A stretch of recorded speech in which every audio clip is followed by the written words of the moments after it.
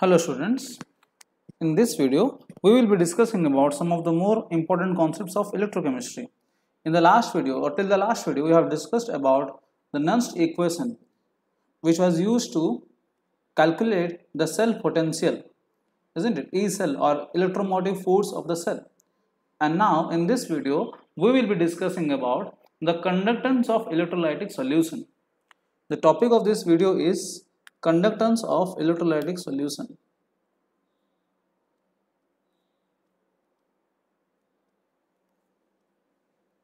Conductance of electrolytic solution. So why do we study about this topic? Generally the first question which comes to our mind is, do we need to study about the conductance of these solutions? Is it required? Isn't it? Why? Because sometimes I feel this conductance and resistance are related to physics. But yes, again, we are studying about the physical chemistry, the application of physics, or you can say we are studying about electricity in this chapter. The chemistry, the electrochemistry is nothing but the study of electricity or the application of electricity in chemistry, or you can say, as we have discussed in the previous video, it is nothing but this chapter says about the interconversion of chemical energy to electric energy or electric energy to chemical energy, isn't it? So therefore we need to study about this conductance. So how to study and how is it useful? Let us go through this video. The video is very interesting, as also these terms are also you're familiar with, you have already discussed these terms in physics. So therefore this topic will be very easy for you. Still there are some new terms which may require a little amount of attention, but still this topic is very easy. Okay, let us start. So as we are discussing about the conductance, before understanding about the conductance, just like we have studied in the physics, what is resistance, isn't it? Similarly, we also are going to apply the same concept of resistance in chemistry, isn't it? So only difference is that we have discussed the resistance in a conductor, but here we are going to discuss the same resistance in a solution, isn't it? But all the concepts are nearly same.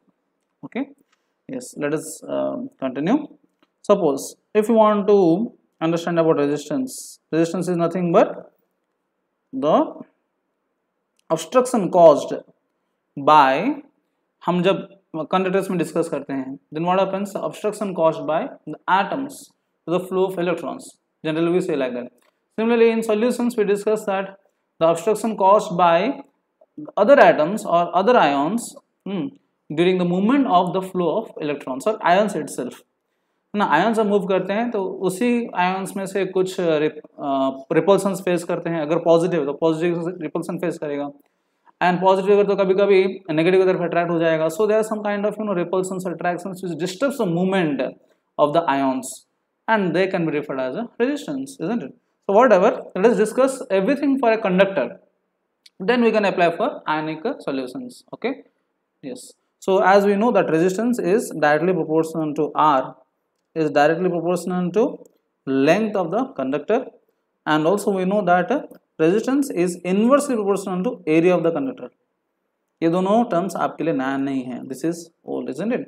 By combining these two I can write this as R is directly proportional to L by A, and this proportion can be removed by using a proportionality constant. Here it is rho, in Greek this is rho, RHO, rho. ठीक है, Greek symbol है जिसको हम लोग रो बोलते हैं. R is equal to rho L by A.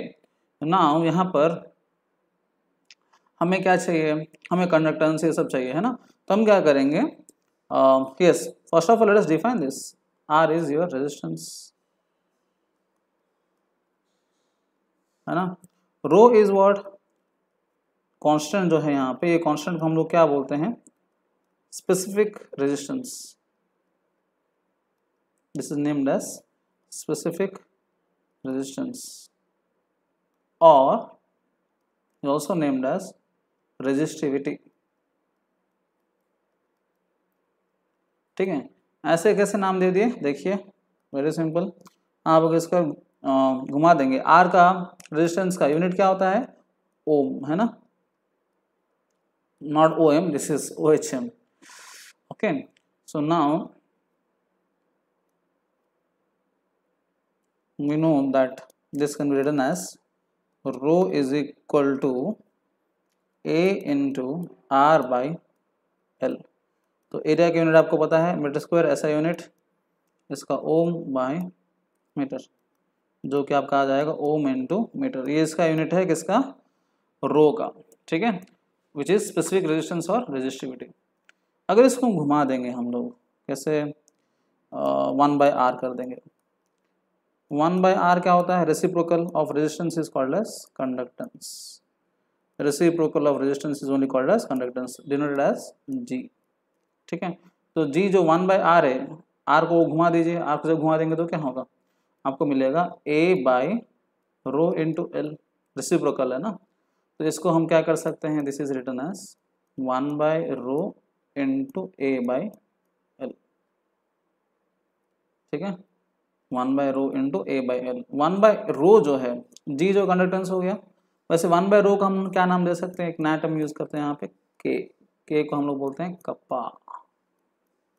Very funny isn't it, kappa. Kappa in Telugu is frog, small information, kappa in Telugu is frog. So this is kappa into A by L. Now what is this kappa, जी तो आप जानते हैं conductance, kappa is your, जैसे आपका resistance का constant आपका specific resistance हो गया, वैसे कंडक्टेंस का कांस्टेंट जो है यहाँ पे आपका हो जाएगा specific conductance, specific conductance. And आपका और एक नाम क्या है इसका, जैसे स्पेसिफिक रेजिस्टेंस का दूसरा नाम रेजिस्टिविटी था, वैसे स्पेसिफिक कंडक्टेंस का दूसरा नाम क्या होगा, कंडक्टिविटी,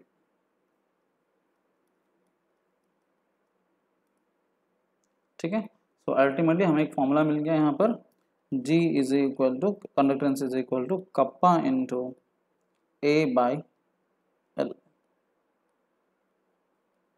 ठीक है, ये हमारा यहाँ का फॉर्मूला है। एंड लोग का यूनिट्स क्या होगा गाइस, कंडक्टेंस का यूनिट क्या होगा, कंडक्टेंस इज 1/R, तो this will be ohm inverse, ohm inverse also referred as MHO, mho, और also it is referred as siemens, denoted as S, ठीक है। वैसे कप्पा का वैल्यूज क्या होंगे, कप्पा का यूनिट्स क्या होंगे, कप्पा को हम लोग कैसे लिख सकते हैं, यहाँ पर देखिए, G इज इक्वल टू हमें आया था kappa into A by L. आप यहाँ से डायरेक्टली देख सकते हो, kappa is nothing but, directly kappa is equal nothing but 1/रो। तो रो का यूनिट्स क्या थे, ओम इंटू मीटर, रो का यूनिट्स।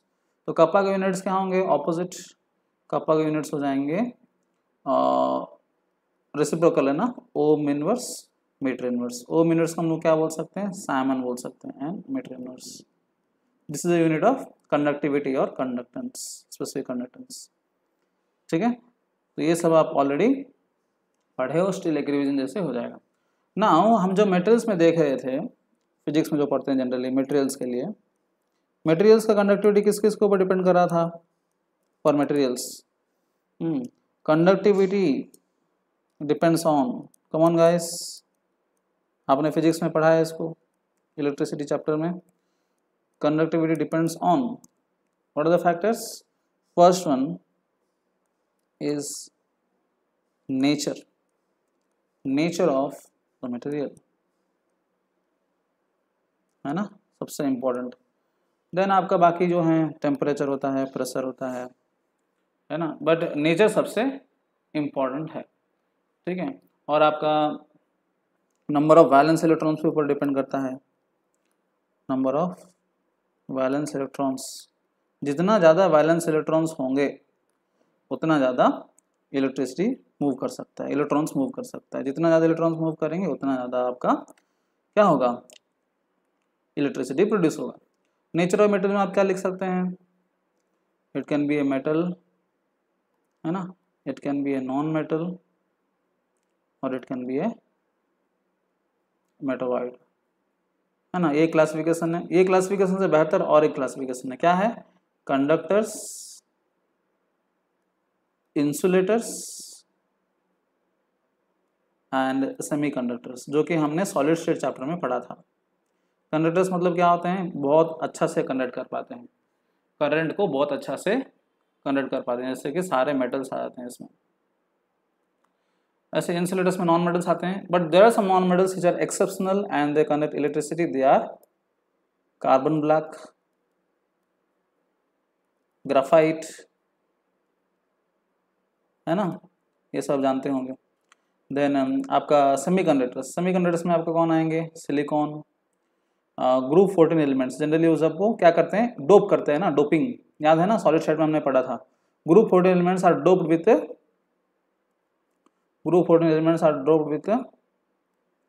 एडेड विथ ग्रुप 13 और ग्रुप 15 एलिमेंट्स, है ना. So this are different types of nature of material. Number of valence electrons के ऊपर डिपेंड करेगा. फिर किसके ऊपर डिपेंड करेगा, टेम्परेचर के ऊपर डिपेंड करेगा, है ना. आपको पता है कि टेम्परेचर अगर बढ़ाया जाएगा तो क्या होगा, सारे के सारे वैलेंस इलेक्ट्रॉन्स फ्री हो जाएंगे. जब फ्री हो जाएंगे, आई मीन एक्टिव हो जाएंगे, नॉट फ्री, एक्टिव हो जाएंगे. जब एक्टिव हो जाएंगे सब लोग एक साथ मूव करना स्टार्ट करेंगे. जैसे देखिए अभी वो लॉकडाउन हो गया था, है ना, and this shops, alcohol shops are close down, and now with in this last I think yesterday or today it was open, and you can see how much chaos it is producing. हाँ, सबको चाहिए, right. तो दुनिया को हिला के रखा है, isn't it? So once you grieve temperature, सबके सब एक साथ एक्टिव हो जाएंगे तो chaos क्रिएट हो जाएगा. वंस chaos क्रिएट हो जाएगा तो ऑब्वियसली क्या होगा, मूवमेंट का प्रॉब्लम होगा, रेजिस्टेंस क्रिएट होगा. इसलिए यहाँ पे मैं बोल सकता हूँ कि टेम्परेचर बढ़ाने पर आपका रेजिस्टेंस जो है वो कम हो जाता है, सॉरी बढ़ जाता है, रेजिस्टेंस बढ़ जाता है ना, कंडक्टेंस जो है वो कम हो जाता है, या कंडक्टिविटी जो है वो कम हो जाता है. ठीक है, yes. So this was for materials. But हमारा पॉइंट ऑफ डिस्कशन किसके लिए है, इलेक्ट्रोलाइटिक कंडक्टेंस और आयनिक कंडक्टेंस है हमारा point of discussion. So coming to our most important topic, अभी तक वार्म अप चल रहा था, आपने जो पढ़ा था फिजिक्स में. Now coming to our topic which is our electrolytic conductance. Electrolytic conductance और आयनिक कंडक्टेंस.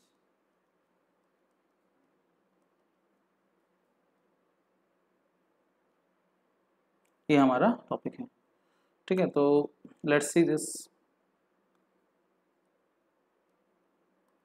आयनिक कंडक्टेंस क्यों बोल रहे हैं, because we want to measure the conductance of ions. Conductance of ions कहाँ रखेंगे आपको, बहुत सिंपल है. देखिए गाइस, आप जब पानी के थ्रू से करंट पास करेंगे, नॉर्मल पानी, वाटर, तो वो ब्रेक होगा, बट बहुत कम ब्रेक होगा, because water is not a good conductor.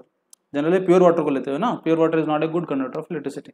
तो यहाँ पे जो H+ एंड OH- बनेंगे, जनरली बोला जाता है कि इसका कंडक्टिविटी इज वेरी लेस, क्योंकि आयंस भी बहुत कम बनेंगे, conductivity is very less. And इसका मेजरमेंट के हिसाब से देखा जाए तो 3.5 इंटू प्रैक्टिकल वैल्यू है 10⁻⁻⁵. कंडक्टिविटी का यूनिट है साइमन मीटर इनवर्स, इतना कम होता है. तो आप क्या करोगे, इसमें कुछ अमाउंट ऑफ इलेक्ट्रोलाइट्स को डाल देंगे. इसको डाल देंगे, you add some electrolytes. Electrolytes are those substances which conduct electricity through it. उसमें गुड वाला होते हैं, बैड वाला होते हैं, न्यूट्रल आई मीन नॉर्मल वाला होते हैं, ज़्यादा अच्छा नहीं, ज़्यादा खराब नहीं, एवरेज वाले. सो ये इलेक्ट्रोलाइट्स क्या करते हैं, इलेक्ट्रोलाइट्स का काम है कि सॉल्यूशन में, एक्वस सॉल्यूशन में आयंस को प्रोड्यूस करना. ठीक है, तो इसलिए हम इलेक्ट्रोलाइट्स को ऐड करते हैं. सो इसमें जब इलेक्ट्रोलाइट्स को ऐड करते हैं तो इलेक्ट्रोलाइट्स क्या करेंगे, पहला पॉइंट, इलेक्ट्रोलाइट्स फर्नेस, है ना, आयंस, एंड वो क्या करेंगे, and increase the conductivity. Ions बढ़ेंगे मतलब क्या, मूवमेंट ज़्यादा होगा, मूवमेंट ज़्यादा होगा मीन्स आपका कंडक्टिविटी भी बढ़ेगा. ठीक है, और एक इंपॉर्टेंट पॉइंट यहाँ पे फैक्टर है, साइज ऑफ आयंस, है ना. साइज ऑफ आयंस जो प्रोड्यूस हो रहे हैं उसका साइज बहुत मैटर करता है. आपको क्या लगता है, साइज छोटा होना चाहिए कि बड़ा होना चाहिए, size of ions produce and their solvation क्या होना चाहिए बताइए. 11th क्लास में थोड़ा बहुत पढ़े हैं इसके बारे में. साइज जनरली पहले से थोड़ा बड़ा होना चाहिए, छोटा नहीं होना चाहिए. बोलेंगे सर बड़ा हो तो रेजिस्टेंस ज़्यादा होगा, कंडक्टिविटी कम हो जाएगा. हाँ, बस यहाँ पे देखिए, यहाँ पे क्या मेंशन किया है, एंड देयर सॉल्वेशन, ये भी इंपॉर्टेंट है. जब साइज छोटा हो जाएगा, अगर साइज छोटा हो जाएगा, एक्सट्रीमली छोटा हो जाएगा, तो सॉल्वेशन क्या हो जाएगा, बढ़ जाएगा. सॉल्वेशन क्या हो जाएगा, बढ़ जाएगा. इतना ज़्यादा बढ़ जाएगा कि साइज बहुत बड़ा हो जाएगा, साइज विल बी वेरी बिगर. तो हमें वो नहीं चाहिए, सॉल्वेशन कम होना चाहिए। सॉल्वेशन कम होना, ज़्यादा बड़ा भी नहीं ले लो ना, ज़्यादा बड़ा मत ले लेना, एवरेज साइज है ना। तो इसका मतलब मैं ये नहीं, इतना तो मैं बोल सकता हूँ कि साइज पहले से छोटा नहीं होना चाहिए, ठीक है, क्योंकि उसका मोबिलिटी जो है, आयनिक मोबिलिटी बोलते हैं उसको, है ना, हमने सॉल्ट ब्रिज में पढ़ा था, जैसे जो सॉल्ट्स को रखते हैं उसका आयंस का मोबिलिटी, मोबिलिटी मीन्स मूवमेंट जो है वो स्मूथ होना चाहिए। Next, nature of the solvent and viscosity के ऊपर डिपेंड करता है ना, नेचर ऑफ सॉल्वेंट, सॉल्वेंट किस प्रकार का है। अगर सॉल्वेंट बाइंड करके रख दिया सॉल्यूट को तो बेचारा सॉल्यूट मूव नहीं कर पाएगा, आयंस। एंड विस्कोसिटी मैटर करता है, विस्कोसिटी ज़्यादा मीन्स व्हाट, विस्कस फोर्स ज़्यादा है, ड्रैग फोर्स ज़्यादा है, जितना ज़्यादा ड्रैग फोर्स अप्लाई होगा आयंस के ऊपर उतना उसका मूवमेंट स्लो हो जाएगा, हाँ, जो कि हमें नहीं चाहिए, ठीक है। Next, concentration of the electrolyte, electrolyte का कॉन्सेंट्रेशन हम ऑब्वियसली ज़्यादा ही एज्यूम करेंगे, क्योंकि ज़्यादा कॉन्सेंट्रेशन होने पर क्या होगा, ज़्यादा अमाउंट ऑफ आयंस बनेंगे एंड उतना ज़्यादा इलेक्ट्रिसिटी मूवमेंट होगा, हाँ। तो ये सारे फैक्टर्स हैं। एंड ऑल्सो टेम्परेचर, तो देखिए टेम्परेचर का क्या हालत है, टेम्परेचर यहाँ पे बढ़ाने पर ना कंडक्टिविटी बढ़ेगा, with increase in temperature, with increase in temperature conductivity बढ़ेगा। ऐसे क्यों गाइस, वहां पर तो कैओस हो जा रहा था, यहाँ पे कंडक्टिविटी कैसे बढ़ रहा है, यहाँ पे तो आयंस बनेंगे ना, आई मीन ज़्यादा टेम्परेचर बढ़ाएंगे तो क्या होगा, आयंस ब्रेक हो जाएंगे, ज़्यादा आयंस बनेंगे, हाँ। बात ये है कि यहाँ पे जितना भी आयंस बने, यहाँ पे स्पेस ज़्यादा है। Please try to compare, please try to just you try to introspect yourself, कि जब एक मटेरियल में हम लोग जब हीट करते हैं, मटेरियल में और मेटल में जब हीट करते हैं तो ऑब्वियसली उसके अंदर सी ऑफ इलेक्ट्रॉन्स होते हैं। एक मेटल में पहले से सी ऑफ इलेक्ट्रॉन्स होते हैं, समुंदर, यहाँ पे उतना आयंस तो पहले नहीं होते हैं ना, तो वहां पे जो ज्यादा नंबर ऑफ इलेक्ट्रॉन्स होते हैं जस्ट थोड़ा हीट करने पर कैओस क्रिएट हो जाता है, लेकिन यहाँ पर ऐसा नहीं है। इसलिए टेम्परेचर बढ़ाने पर जितना भी आप आयंस बने तो वहां पे स्पेस रहेगा ही रहेगा, जो आपको हेल्प करेगा कंडक्टिविटी में, समझ गए। So this is the way और these are the factors which judges or which decides the ionic conductance or the conductance of ions in a solution, ठीक है। नेक्स्ट टॉपिक है, ये भी बहुत इंपॉर्टेंट है, थोड़ा एक्सपेरिमेंटल है ये लेकिन, ठीक है। So our next topic is measurement of the conductivity of ionic solutions. क्या है, मेजरमेंट ऑफ कंडक्टिविटी, हमने बात कर दिया, ठीक है, कंडक्टिविटी हो रहा है, उसको मेजर करना है, नहीं तो पता कैसे करेंगे, है ना, कि कितना अमाउंट ऑफ करंट पास कर रहा है उसके थ्रू से। सो इसलिए हम लोग को मेजर करना है। सो measurement of the conductivity of ionic solutions, कितना कंडक्ट कर पा रहा है ये एक पर्टिकुलर आयोनिक सॉल्यूशन, वो हमें जानना है, ठीक है। तो उसके लिए हमें ये डिस्कस करना है, हाउ टू मेजर,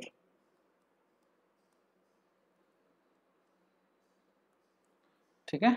यस, सो कैसे मेजर करेंगे, हमें दो एपर्ट्स चाहिए जनरली। तो सबसे पहला एपर्ट्स जो चाहिए हमें इस कंडक्टिविटी सेल, क्या चाहिए, कंडक्टिविटी सेल चाहिए। और दूसरा एपर्ट्स जो चाहिए हमें, that is our Wheatstone bridge, क्या है, that is our Wheatstone bridge,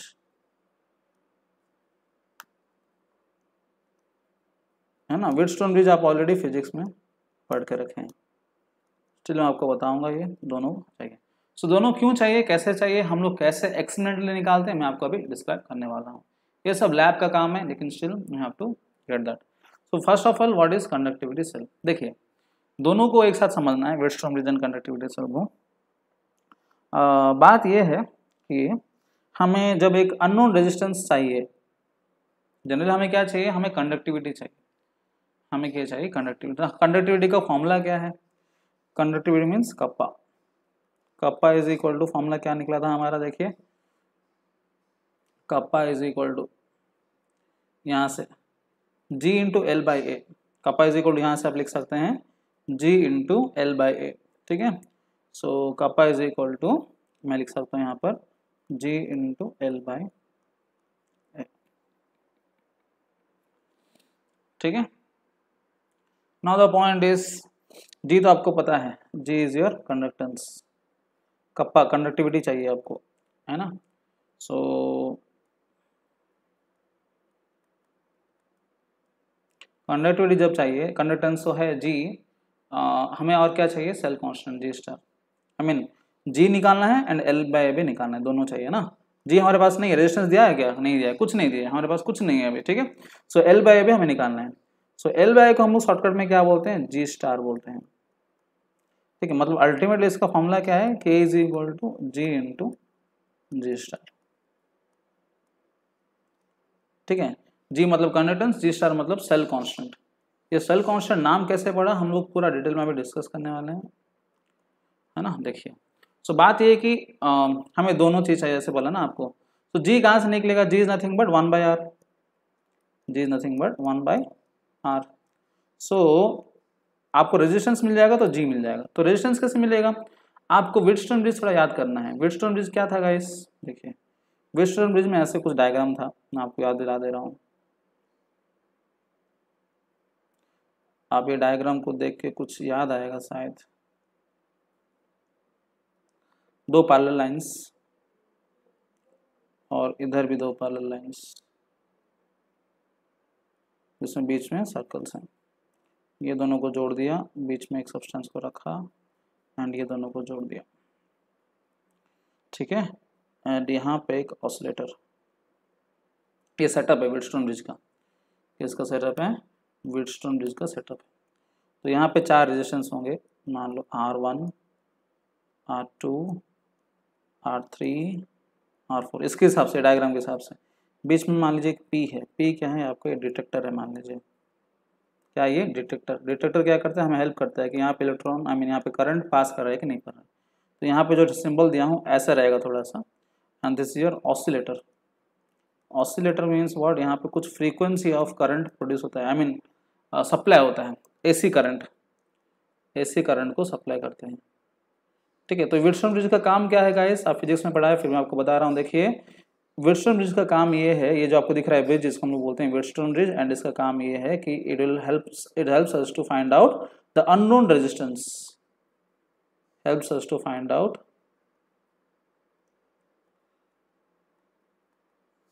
unknown resistance. तो 4 रजिस्टर जो लगाए हैं आपने, R1, R2, R3 and R4, इसमें से मान लीजिए आपका R1 जो है वो अननोन है। कौन सा अननोन है, R1। तो मैं यहाँ पे व्हीटस्टोन ब्रिज का एक्चुअली फॉर्मूला है, क्या फॉर्मूला है, अल्टरनेट रेजिस्टेंस जो है वो दोनों इक्वल होना चाहिए मल्टीप्लिकेशन करने पर। R1 इंटू R3, अल्टरनेट है ना, R1 R3 should be equal to R2 into R4। इसमें आपको क्या चाहिए, R1 चाहिए, बाकी सब आपको पता रहना चाहिए। R1 इज इक्वल टू क्या होगा, R2 into R4 by R3, ऐसे निकाल सकते हैं ना। सो ये व्हीटस्टोन ब्रिज का फॉर्मूला है।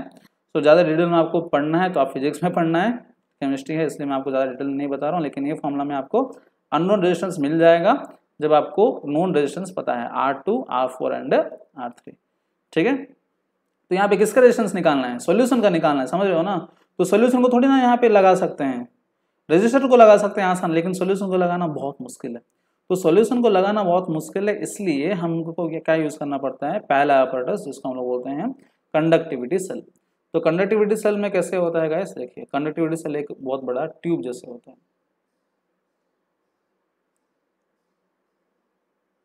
क्या है ये, ट्यूब है। थोड़ा जगह छोड़ा जाता है फ्री मूवमेंट के लिए लिक्विड का, जो लिक्विड का रेजिस्टेंस निकालना चाहेंगे उसको आप इसमें भर देंगे, आपका कंडक्टिविटी सेल है, ठीक है। एंड इसके अंदर 2 इलेक्ट्रोड्स भरा रहेगा, यहाँ पे एक इलेक्ट्रोड और यहाँ पे एक इलेक्ट्रोड, ठीक है। And they are connected to source. यहाँ पे कौन सा करंट है, एसी करंट है, ठीक है, नॉट डीसी करंट। सोर्स क्या है आपका, AC. Why not DC, AC समझते हैं ना, AC is alternating current, DC is direct current. Alternating current में क्या होता है, प्लस माइनस फिक्स नहीं होता है। मैं ये नहीं बोल सकता हूँ कि ये पॉजिटिव वाला और ये नेगेटिव वाला, मैं नहीं बोल सकता हूँ ऐसा। It can B positive and negative, it can be also negative and positive AC में, बट डीसी में फिक्स करना पड़ेगा प्लस माइनस। तो डीसी क्यों नहीं लेते हैं आप, अगर यहाँ पे डीसी लोगे, इफ यू टेक डीसी, तो क्या हो जाएगा, एक प्लस डी बन जाएगा और एक रॉड माइनस बन जाएगा। पॉजिटिव के प्रति सारे माइनस आ जाएंगे, नेगेटिव के प्रति सब पॉजिटिव आ जाएंगे, तो सब बिगड़ जाएगा ना, दोनों सेपरेट हो जाएंगे आयोन्स। जो कि हमें नहीं चाहिए, सेपरेशन ऑफ आयंस नहीं चाहिए, इसलिए हम DC यूज नहीं करते, हम AC यूज करते हैं। ठीक है, ये आपका सॉल्यूशन है जिसका रेजिस्टेंस को फाइंड करना है, इसका रेजिस्टेंस को फाइंड करना है R1, यही है। ठीक है, तो ये R1 को हम लोग फिट करेंगे, कहाँ फिट करेंगे, इसका जो रेजिस्टेंस है पूरा ये किससे बना रहता है, आपका प्लैटिनम से बना है। ये जो रॉड आपको दिख रहा है ना, ये प्लैटिनम इलेक्ट्रोड है, PT। PT को क्यों रखें, क्योंकि वो आपका इनर्ट इलेक्ट्रोड है। इनर्ट इलेक्ट्रोड का मतलब है साधु, साधु मतलब ये किसी के साथ रिएक्ट नहीं करते हैं। इनर्ट मीन्स इनएक्टिव, ओके, किसी के साथ रिएक्ट नहीं करता है प्लैटिनम इलेक्ट्रोड से। ठीक है, ओके, तो ये जो है हम लोग कनेक्ट करेंगे, कहाँ कनेक्ट करेंगे, इधर कनेक्ट करेंगे R1 की जगह, तब हमें क्या मिल जाएगा, रेजिस्टेंस मिल जाएगा। वंस R1 मिल जाएगा फ्रॉम दिस व्हीटस्टोन ब्रिज, हम क्या यूज कर सकते हैं, G निकाल सकते हैं। G is equal to 1/R1। Once G निकल गया, हाँ और एक बात, ये जो आपको दिख रहा है कंडक्टिविटी सेल, कंडक्टिविटी सेल से हम लोग क्या निकाल सकते हैं, L/A का वैल्यू निकाल सकते हैं। ये जो आपको दिख रहा है ना सेल कांस्टेंट, हर एक सेल के लिए कांस्टेंट है। मैं जो सेल यहाँ पे लिया हूँ, आपको जो दिख रहा है जो साइज का, ये पर्टिकुलर सेल के लिए आप अलग अलग लिक्विड चेंज कर सकते हैं, जो लिक्विड आप डालें ना उसको चेंज कर सकते हैं, लेकिन इसका सेल कांस्टेंट सही रहेगा, सेम रहेगा। तो सेल कांस्टेंट में कैसे डिसाइड करूँ, देखिए ध्यान से देखिए, इसका सेल कांस्टेंट कैसे डिसाइड करता हूँ। इसका रॉड एंड इसका रॉड के बीच में जो आयंस मूव करेंगे, generally that is referred as a length, जहाँ पे आयंस मूव करेंगे। एंड ये जो आपको दिख रहा है, this is your A is your area of cross section, A is your area of cross section, है ना। तो L/A कौन सा एरिया ऑफ क्रॉस सेक्शन, जहाँ पे आयंस मूव करे, जितना अमाउंट ऑफ लिक्विड है उतना एरिया। ठीक है, L मतलब लेंथ बिटवीन द इलेक्ट्रोड्स। ठीक है, L/A, ये सेल कांस्टेंट हर एक सेल के लिए क्या होता है, फिक्स होता है। ठीक है, आगे चलते हैं। सो यहाँ पे हम लोग क्या करेंगे, 1/R1 से G निकाल दिए। वंस G निकल गया, सेल कांस्टेंट में आपको पता है, तो वहां से कप्पा निकल जाएगा। Kappa is equal to G into G star. G star क्या है, सेल कांस्टेंट। G क्या है, कंडक्टेंस। सेल कांस्टेंट कहाँ से मिलेगा, कंडक्टिविटी सेल से निकल जाएगा। एंड G कहाँ से मिलेगा, 1/R वैल्यू से मिलेगा। ठीक है, आगे चलते हैं। नेक्स्ट है गाइस हमारा बहुत इंपॉर्टेंट टर्म्स, जो कि हम लोग न्यूमेरिकल्स में यूज करते हैं। ठीक है, so what are those important terms, let's see. First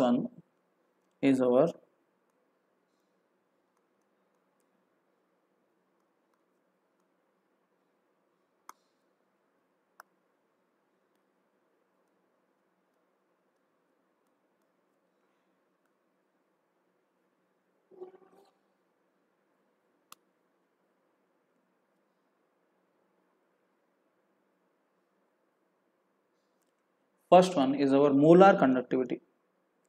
तो ये टर्म्स क्यों यूज करते हैं, हमारा मेजरमेंट्स वगैरह, हमारा वैल्यूज वगैरह निकालना आसान हो जाएगा, पहला। दूसरा, हम क्या कर सकते हैं, we can apply this values to consider the conductivities, different conductivities. So what is the meaning of molar conductivity, definition, very simple definition. हम लोग देख के, इसका नाम देख के हम लोग डिफाइन कर सकते हैं, ऐसे डिफाइन कर सकते हैं। सो कैसे डिफाइन करेंगे, very simple, it can be defined as the conductivity of a solution whose concentration is in molarity, है ना। इसको मैं डिफाइन कर सकता हूँ as the conductivity of a solution,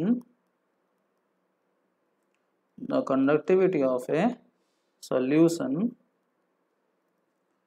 whose concentration, देखो concentration रहेगा ना solution का, is in molarity। ठीक है, बेसिक डेफिनेशन है। And this is represented as lambda m। कभी कभी आपको बुक में ऐसे दिखाई देगा symbol, don't get confused, capital M रहेगा, बोथ आर करेक्ट। लैम्डा लिखना आसान है, कितना डिजाइन बनाते रहोगे, है ना। सो इसका फॉर्मूला है लैम्डा m, न्यूमेरिकल फॉर्मूलास है, कप्पा बाई C। मतलब आप ऐसे बोल सकते हो ना, conductivity of a solution per unit concentration, ऐसे भी बोल सकते हो, क्योंकि मोलारिटी के हिसाब से कॉन्सेंट्रेशन आपकी जगह में आप मोलारिटी लिख सकते हो यहाँ पर, कप्पा बाई C। तो यहाँ पे कप्पा का यूनिट आपको पता है, कप्पा का यूनिट क्या है गाइस, कप्पा का यूनिट क्या है, 1/ρ। 1/ρ मतलब ये आपका यूनिट क्या है, साइमन मीटर इनवर्स। C जो है, C आपका कॉन्सेंट्रेशन है, C is your concentration. Concentration का यूनिट क्या होगा गाइस, ऐसा यूनिट्स में मोल पर मीटर क्यूब, मोल पर लीटर में नहीं होगा, मोल पर मीटर क्यूब में होगा। तो ये दोनों का अगर यहाँ पे हम लोग पुट कर देंगे वैल्यूज, अगर हम लोग यहाँ पे पुट कर देंगे वैल्यूज, तो हमें एक क्या मिलेगा, वैल्यू मिलेगा lambda m is equal to, excuse me, ये मिलेगा siemens metre inverse by mole per metre cube. तो अल्टीमेटली क्या हो जाएगा, siemens metre square mole inverse. आपका क्या हो गया, एसआई यूनिट हो गया है ना। तो हमें एसआई यूनिट नहीं चाहिए, हमें अगर सीजीएस में भी निकालना चाहते हो तो सेंटीमीटर में कन्वर्ट कर सकते हो। आपको पता है कि 1 meter can be referred as 100 centimeters. So meter की जगह में मेंशन कर देंगे तो क्या हो जाएगा, साइमन मीटर की जगह में क्या लिखेंगे, 100 सेंटीमीटर स्क्वायर मोल इनवर्स, जो कि कितना हो जाएगा 10 to the power 4 siemens metre square mole inverse, है ना। ये भी आपका लैम्डा m भी होगा। आपका सीजीएस यूनिट में सेंटीमीटर है और ये आपका एसआई यूनिट में मीटर्स में, ठीक है। और मैं ऐसे कंक्लूड कर सकता हूँ कि 1 siemens metre square mole inverse is equal to 10 to the power 4 siemens centimetre square mole inverse, 4 times ना, 10 पावर 4 टाइम्स, ठीक है। ऐसे लिख सकता हूँ। अगर आप बोलेंगे सर मोल पर लीटर में चाहिए, हमें किस में चाहिए, मोल पर लीटर में, तो कैसे करें, बहुत सिंपल, यूनिट्स को चेंज कर देंगे। देखिए कैसे चेंज करना है। यस हमारा मान लीजिए वी वांट इन मोल पर लीटर, तो हमें मान लीजिए लैम्डा m को यूज़ करना है, हमें इस यूनिट में चाहिए, siemens metre square mole inverse में चाहिए। तो अब क्या करेंगे हम, कप्पा को कैसे लेंगे, कप्पा का यूनिट हम लेंगे as siemens centimetre inverse, siemens metre inverse है ना, हम क्या लेंगे सेंटीमीटर इनवर्स, बाय सी था। कॉन्सेंट्रेशन की जगह हम क्या लिखेंगे, कॉन्सेंट्रेशन की जगह हम लिखेंगे सी ना, नीचे कॉन्सेंट्रेशन की जगह हम लिखेंगे मोलारिटी, है ना, मोलारिटी की जगह हम लोग क्या लिख सकते हैं, मोल पर लीटर, है ना। सो मोल पर लीटर लिखने के लिए पहले आपको पता है, अगर ऊपर में साइमन सेंटीमीटर इनवर्स ले रहे हो तो नीचे क्या लेना पड़ेगा, मोल पर सेंटीमीटर क्यूब लेना पड़ेगा। जैसे इस केस में आप देखिए मोल पर मीटर क्यूब लिए थे, साइमन मीटर इनवर्स था, मोल पर मीटर क्यूब लिए थे कि नहीं, देखिए यहाँ पर, है ना। तो आपको ऐसा नहीं चाहिए, आपको यहाँ पर ऐसे नहीं चाहिए, तो आप क्या करोगे, यहाँ पर you take that in centimetre cube. आपको पता है कि 1 centimetre cube is equal to 1 ml, है ना। तो इसको मैं कैसे चेंज करूँ, इसको ऐसे रखिए, 1 centimetre cube is equal to 1 ml, है ना। तो मुझे क्या चाहिए, 1 लीटर के लिए चाहिए, तो क्या करूँगा, इंटू 1000 कर दूंगा, 1000 centimetre cube will be equal to 1000 ml, है ना। 1000 ml का वैल्यू कितना है, 1 लीटर, है ना। सो ये कन्वर्सन आपको पता होगा, तो इसके हिसाब से हम क्या कर सकते हैं, सेंटीमीटर क्यूब को ऊपर लेके जा सकते हैं, ठीक है। तो ये क्या होगा, आप देखिए कप्पा, सो हम यहाँ पे क्या करेंगे, 1 सेंटीमीटर की जगह में हम लोग लिखेंगे 1/1000 लीटर्स, है ना। तो ये ऊपर तो चेंज नहीं होगा, ऊपर जैसे था वैसे ही है, साइमन सेंटीमीटर इनवर्स में है ऊपर का, बाय नीचे का क्या हो जाएगा, मोल सेंटीमीटर की जगह में 1/1000 लीटर्स सॉरी लीटर्स नीचे है ना। तो ये क्या हो जाएगा, इस देखिए ध्यान से, मोल पर लीटर तो आपका मोलारिटी हो गया, तो बचा क्या, कप्पा इंटू, कप्पा जो आपका यूनिट है जिसका साइमन सेंटीमीटर यूनिट्स इंटू 1000 ऊपर चले जाएगा, ठीक है, डिवाइडेड बाय मोल पर लीटर, ठीक है। मोल पर लीटर क्या है आपका, मोलारिटी है। सो मोलारिटी के टर्म्स में अगर क्वेश्चन दिया है तो आपको डायरेक्ट फॉर्मूला यहाँ पे अप्लाई करना है ऐसे, ठीक है। सो हमें 3 फॉर्मूला मिल गया है लैम्डा m का। डायरेक्ट फॉर्मूला है, क्या फॉर्मूला है, कप्पा बाय सी। कप्पा को हम लोग लिख सकते हैं, कंक्लूजन्स लिख रहा हूँ, ठीक है। कप्पा को हम लोग लिख सकते हैं siemens metre inverse divided by mole per metre cube, SI units में, और this can be also written as siemens centimetre inverse unit, एक और एक यूनिट है लेकिन सामने क्या आ जाएगा 10⁴ आ जाएगा, है ना, बाय क्या हो जाएगा मोल, ठीक है, ये 10⁴ नहीं लिखते, खाली यूनिट्स लिखता हूँ, ठीक है, मोल, और क्या लिख सकते हैं मोल पर सेंटीमीटर क्यूब होगा, और एक unit in terms of mole पर लीटर क्या बन रहा है कप्पा इंटू 1000 कंपल्सरी यहाँ पे, है ना, बाय मोल पर litre. So based on the given data, आपको जो दिया गया, जैसे आपको कॉन्सेंट्रेशन जैसे दिया गया वैसे आप पुट करेंगे, ठीक है। So these are the different values for lambda m, जिसको हम लोग क्या बोलते हैं मोलार कंडक्टिविटी, ठीक है। सो ये इसके ऊपर हमारा बोर्ड का क्वेश्चन आया हुआ है, एंट्रेंस के लिए बहुत इंपॉर्टेंट है, ठीक है। हम कुछ एग्जाम्पल्स डिस्कस कर लेते हैं। Okay, example from your text book only, okay, example from your text book, example 3.4 from your NCERT, बहुत इंपॉर्टेंट है, पता है आपको, ये डायरेक्ट क्वेश्चन आ गया था पूरा एंट्रेंस में, एग्जैक्ट कॉपी पेस्ट, ठीक है, इतना इंपॉर्टेंट है ये, ठीक है, इवन बोर्ड्स के लिए भी बहुत इंपॉर्टेंट है, ठीक है। So example 3.4 from your NCERT book. So ये क्वेश्चंस प्रैक्टिस करने पर आपको क्लियर हो जाएगा कॉन्सेप्ट्स और एप्लीकेशन उसका, ठीक है, यस। सो एग्जाम्पल देखिए, एग्जाम्पल में दिया है, क्वेश्चन पे दिया है resistance of a conductivity cell, किसके बारे में बात कर रहा है कंडक्टिविटी सेल के बारे में बात कर रहा है, जो आपका ट्यूब दिख रहा था ना, कंडक्टिविटी सेल यहाँ पे दिख रहे थे, है ना, ये देखिए कंडक्टिविटी सेल, ये है ना, इसका रेजिस्टेंस के बारे में बात कर रहा है, ठीक है। सो कॉन्सेप्ट को समझने के लिए ट्राई कीजिए, देन यू कैन सॉल्व, ठीक है। क्वेश्चन दिया है resistance of a conductivity cell, conductivity cell का रेजिस्टेंस के बारे में बोल रहा है, तो आपको पहले क्या करना है, गिवन क्वेश्चन में गिवन वैल्यूज लिख देना है, कंडक्टिविटी सेल का रेजिस्टेंस, रेजिस्टेंस कितना है 100 ओम, ठीक है, फिल्ड विथ 0.1 मोल पर लीटर KCl सॉल्यूशन, कॉन्सेंट्रेशन भी दे दिया है, कॉन्सेंट्रेशन कितना दिया है 0.1 मोल पर लीटर, ठीक है।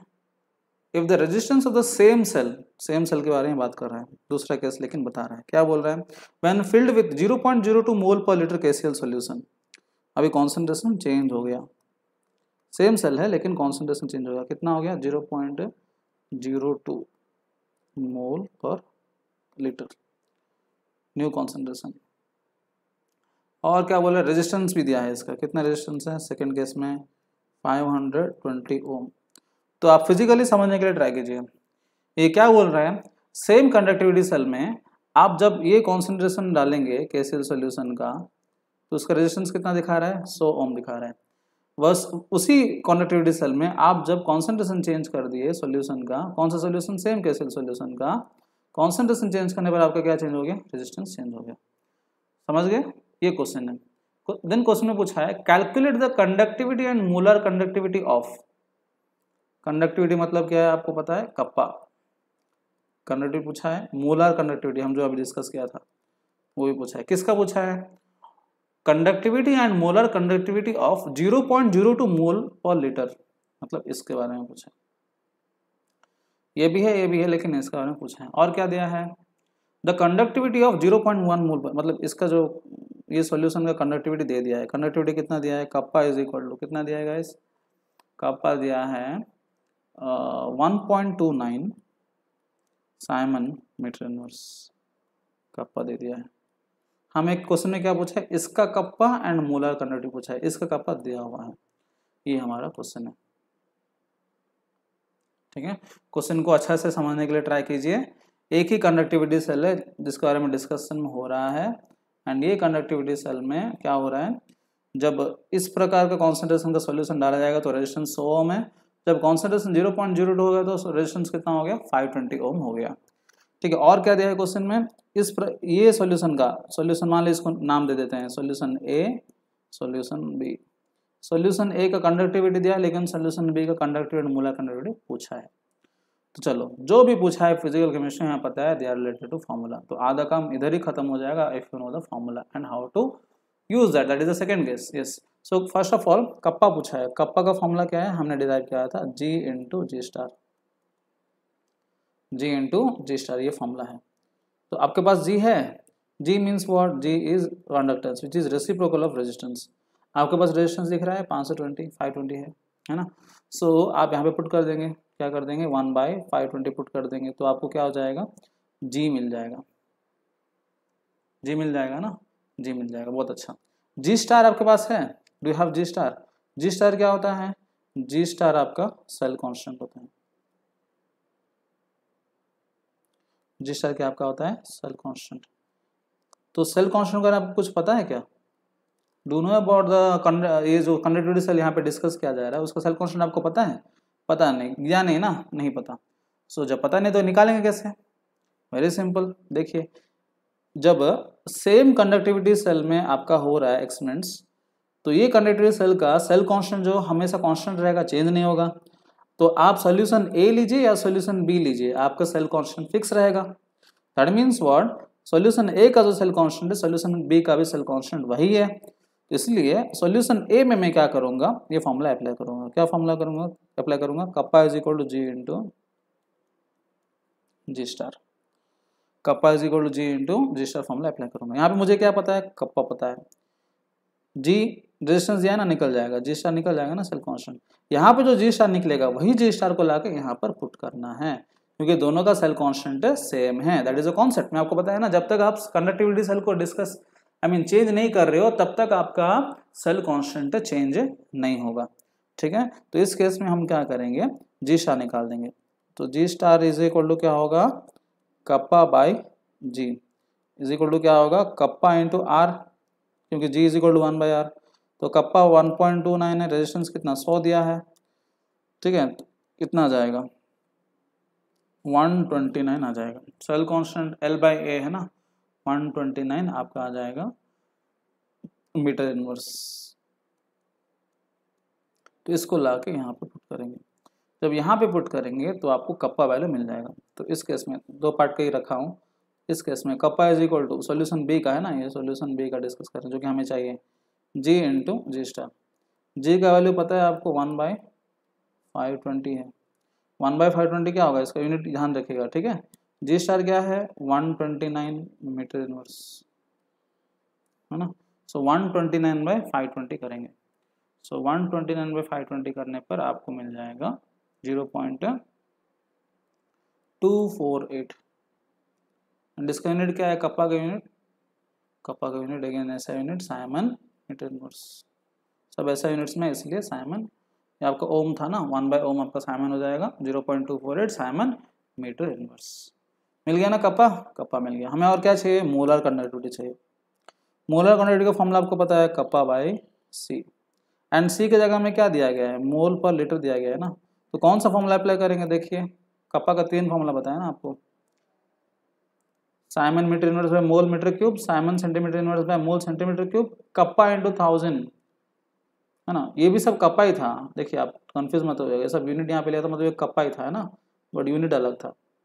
यहाँ पे कप्पा और यहाँ पे कप्पा, कप्पा का वैल्यू क्या है, कप्पा का वैल्यू यहाँ पर भी आपका साइमन सेंटीमीटर इनवर्स है ना। तो Simon centimetre inverse into 10 cube है ना, Simon centimetre inverse into 10 cube. आप डायरेक्टली ऐसे भी लिख सकते हो, सब टेंशन मत हो, आप डायरेक्ट ऐसे भी लिख सकते हो, जो आपको पता है डायरेक्टली ऐसे यूनिट्स भी पुट कर सकते हो, no need to take any tension, directly आप ऐसे यूनिट्स भी पुट कर सकते हो, जैसे कंफर्टेबल हो, ठीक है, but don't get A wrong answer, ठीक है। सो कप्पा के जगह में हम लोग अगर मान लीजिए सब सारे मोल पर लीटर हमें चेंज करना है बाद में, ये सब हमसे नहीं होगा, तो हम क्या करेंगे, डायरेक्टली पुट कर देंगे। कप्पा का वैल्यू हमें पता है सर, साइमन मीटर इनवर्स है, डाल देंगे जितना भी है, और सी जो है कॉन्सेंट्रेशन किस में होना चाहिए, मोल पर मीटर क्यूब होना चाहिए, उसको भी डाल देंगे। डाल सकते हो लेकिन कन्वर्ट करना पड़ेगा। साइमन मीटर इनवर्स में कप्पा का वैल्यू कितना है, 0.248, ठीक है।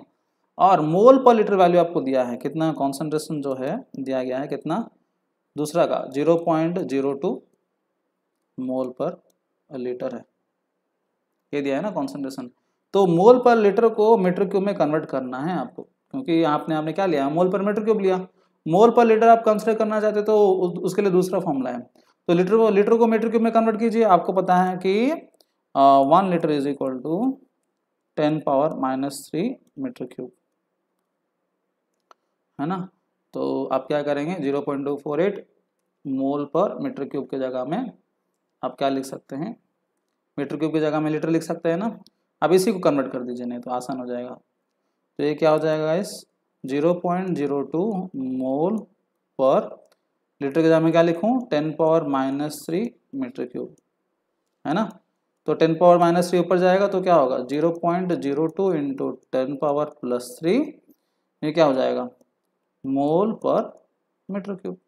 ये वैल्यू ला के आप यहाँ पे पुट कर दीजिए, है ना। एक ही बात है ना, खाली कन्वर्सन चल रहा है, नथिंग न्यू, ठीक है। तो क्या हो जाएगा, 20 मोल पर मीटर क्यूब, ऐसे डाल देंगे तो आपको आंसर आ जाएगा इसमें around in terms of siemens 124 into, ऐसा यूनिट्स में सब कुछ है, into 10⁻⁻4 siemens metre square mole inverse, सबके सब ऐसा यूनिट्स में है ना, इसलिए ऐसा है वैल्यू, ठीक है।